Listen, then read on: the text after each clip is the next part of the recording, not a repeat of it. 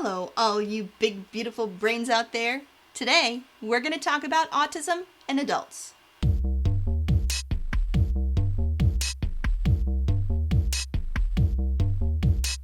Before we get started, take a minute to subscribe to Psy vs. Psy.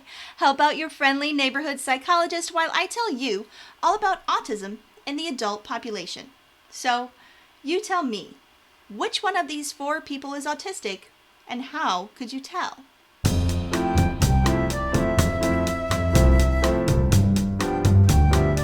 So this one is an adult, and adults can't be autistic, right? It's often called a childhood disorder. Certainly we hear about it mostly in children, but here's the thing. People who are autistic kids grow up to be autistic adults. Autism is a neurological difference. That means autistic brains and thought processes are different. While your brain does change over time, the brain you were born with is really the only one you'll ever get. You don't turn 18 or 21 and just magically develop a different brain. So autistic kids turn into autistic adults. And that means we can't use age to tell. This way of thinking that adults just can't be autistic is probably just happenstance because of the time we're currently living in. The criteria for autism wasn't formalized until 1981 in the Diagnostic and Statistical Manual.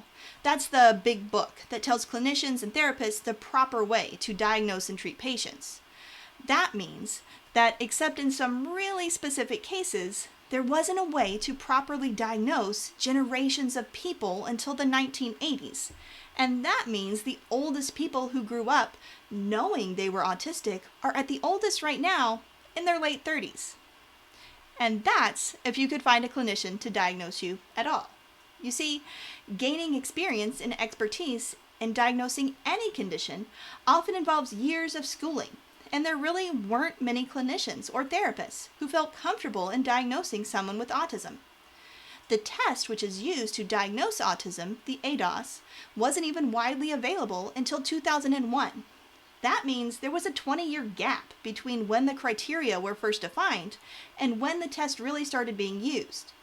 So for people born between 1981 and 2001, we have basically a lost generation of autistic people who were underdiagnosed, misdiagnosed, or just not identified at all as being autistic.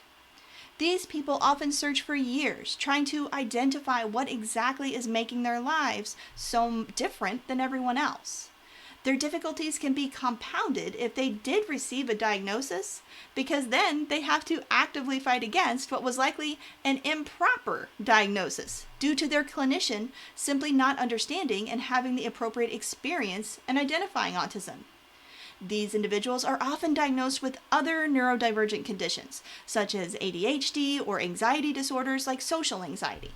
That means they've also had treatment for those other disorders, which, if it was a misdiagnosis, is obviously not going to help them, and then they have even more difficulties because they feel they aren't responding appropriately to that treatment. It's really a vicious cycle. Clinicians don't have the training or skills that they needed to identify the conditions at that time. Science just hadn't caught up. The silver lining is that these individuals, either in this lost generation or in all of the generations prior, can now be identified as adults, right? I mean, we know a lot about autism now. More kids are being diagnosed and properly identified, so that just means everything is better? Well, yes and no. While clinicians are getting much better at early identification in children, identifying autism in adults is much harder for many reasons. First, even though clinicians are better at identification in children, most research and funding is still being directed at childhood identification. Certainly, most treatment methods and coping tools and strategies are directed at children. There is minimal research being done on identifying autism in adults, and very few diagnosticians who will even give an autism diagnosis to adults at all. Citing that with so few resources available, it wouldn't be beneficial for someone to be diagnosed as an autistic as an adult.